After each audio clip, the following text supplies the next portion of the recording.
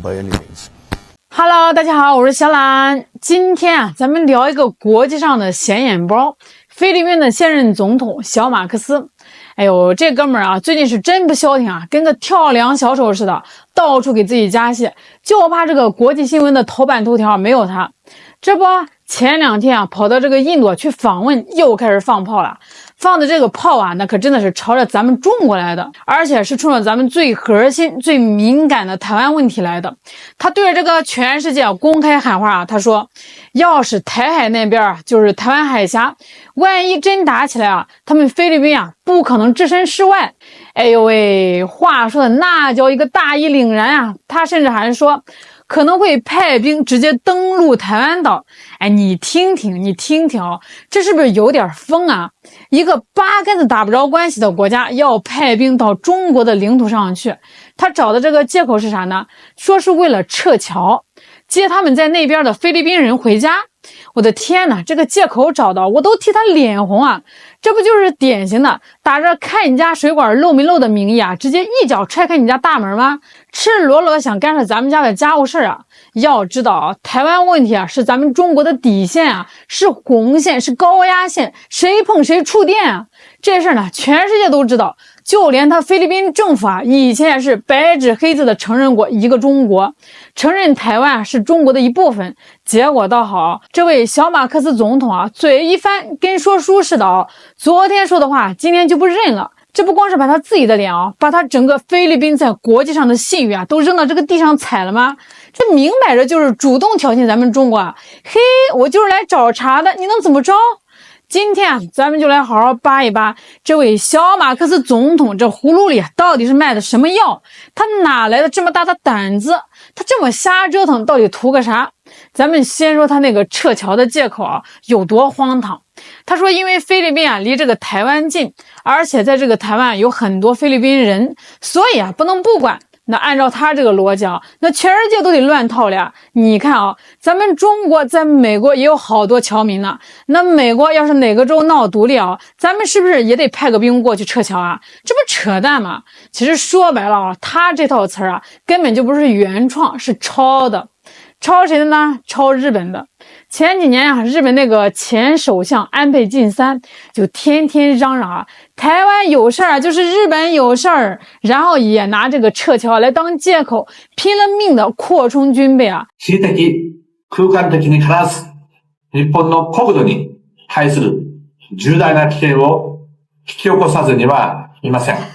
台湾有事、それは日本有事です。すなわち日米同盟の有事でもあります。小马克思这波操作啊，简直就是把这个安倍的剧本拿过来，演员换成自己，这个台词他都懒得改，原封不动的念了一遍。他念给谁听的？那当然是念给这个美国听的呀。这就是在替投名状啊，跟这个古代土匪上梁山之前啊，得先下山杀个人，纳个投名状，一个道理啊。大哥，你看看我多忠心啊，我多勇敢呀！我为了你啊，我连中国我都敢惹啊！快收我当头号小弟吧！哎呦，说到这儿啊，答案就出来了。小马克思这份勇气啊，它不是国产的，是进口的呀，美国制造啊。你要说凭菲律宾那点家底啊，给他10个胆子哦，他敢跟中国这么叫板吗？他连大声说话都得掂量掂量啊。背后要是没有美国这个爸爸在撑腰在怂恿啊，他啥都不是哦。你看美国这几年是怎么给这个菲律宾壮胆的？先是免除他3亿多美元的军事援助债务，意思就是啊，小弟以前欠哥的钱不用还了，好好给哥办事就行。然后呢，又推动卖给他价值50多亿美元的 F-16战斗机，这可是大杀器啊，就是要把菲律宾啊武装起来，让他觉得自己啊行了。再有呢，就是天天拉着这个菲律宾啊搞什么肩并肩的联合军演，演习的地点呢还特意选在离台湾特别近的巴丹群岛，这不就是在家门口舞枪弄棒，直接对咱们的脸比划吗？这美国的算盘哦，打的那叫一个精哦，他就是想让这个菲律宾啊当一个前沿炮灰，一个试探气球，让菲律宾啊这个小弟冲在最前面，去这个南海，去这个台海，不断的挑衅，搞点小动作，碰瓷儿啊，试试中国的反应。他探探中国的底线到底在哪儿。那成了呢，他就坐收渔翁之利；败了呢，反正死的又不是他美国大兵啊，他一点损失都没有啊。可是这小马克思他难道就没想过一个问题吗？给这个美国当棋子有过好下场吗？这历史的教训啊，那可是一箩筐一箩筐的，血淋淋的摆在那儿啊。你看看阿富汗，美国人是说走就走啊，留下一地鸡毛。你再看看伊拉克、叙利亚啊，被这个美国是搞得国破家亡啊。再看看现在的乌克兰啊，被当成消耗俄罗斯的棋子，打得稀巴烂啊。这美国人除了给点过期的武器，啥时候真心替他想过啊？这些棋子的命运啊，都是在关键的时刻被毫不犹豫的抛弃。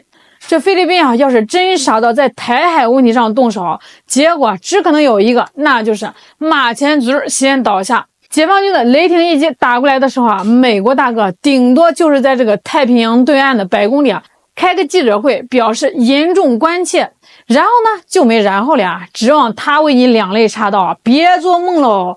而且对于咱们中国来说啊，这事可能还不仅仅是军事上反击那么简单。小马克思可能还没想明白，他如果在台海玩火，就等于给了中国一个绝佳的机会去解决另外一个问题——南海问题。大家都知道啊，菲律宾这些年非法侵占咱们南海的好几个岛礁，比如中业岛还在仁爱礁搞坐滩碰瓷儿。平时咱们为了这个地区稳定啊，以这个外交手段为主，跟他慢慢磨呀。可要是真到这个战争状态啊，你都派兵干涉我收复台湾了，那咱客气啥？到时候啊，解放军可能在这个解决台湾问题的同时来个一勺烩。你不是在台海挑事吗？行，那我就顺手把你赖在我家不走那些岛礁给一并收回来了。这叫新账旧账一起算。到时候小马克思恐怕是赔了夫人又折兵，哭都找不到调啊。最讽刺的、最有戏剧性的部分来了，就在小马克思在国外扮演国际硬汉，对着中国放狠话的时候，他自己的家里后院已经烧成一片火海了。他的国内政治那叫一个焦头烂额呀。就在他叫嚣要介入台海的同时菲律宾国内发生了一件大事，他的头号政敌副总统莎拉·杜特尔特，也就是前总统杜特尔特的女儿之前被人弹劾，想把他搞下台结果呢，国会投票19票赞成驳回弹劾，4票反对，压倒性的胜利。莎拉·杜特尔特不但没倒，反而化解了最大的政治危机，气势大振实力就更强了。这还没完，杜特尔特家族缓过劲来立马就给了小马克思阵营一记精准的反手掏。亲杜特尔特的媒体突然爆出一个猛料，说小马克思任命的国防部长特奥多罗，早在2016年就拿到了一个欧洲小国马耳他的护照。这事要是真的，那就问题大了因为在这个菲律宾宪法规定内阁部长这种高官不能拥有双重国籍。一旦查实这位国防部长不仅官位不保，甚至可能要被起诉坐牢。而这个军权恰恰是小马克思稳固自己总统位子的命根子呀。国防部长要是倒了，军方的人线就散了。万一再倒向杜特尔特家族那边那他小马克思的总统宝座可就要摇摇欲坠了你看看这叫什么事他在外面跟大国交办，装的跟一个战神一样结果家里被政敌偷了水晶都快被人点爆了，他还没感觉呢。更惨的是他这种对外摇尾乞怜的政策也没有换来什么好果子呀。他之前屁颠的跑到美国去，想着这个菲律宾在军事上的配合，换取这个美国在贸易上给点优惠。结果呢，磨了半天的嘴皮子美国大哥大手一挥，给他来了个天大的好处。关税从20%降到了19%，给他减免了1%，你没听错就1%，这简直就是打发叫花子呀！这事传回菲律宾国内这老百姓都气炸了呀！网上是骂声一片，说他这是卖国协议，把国家的尊严当白菜卖，就换回来一根葱。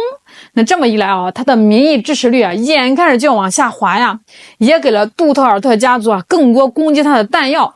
所以各位朋友，咱们把这些事都串起来就全明白了小马克思现在搞的这些所谓的什么介入台海的强硬表态其实说穿了就是一场政治秀。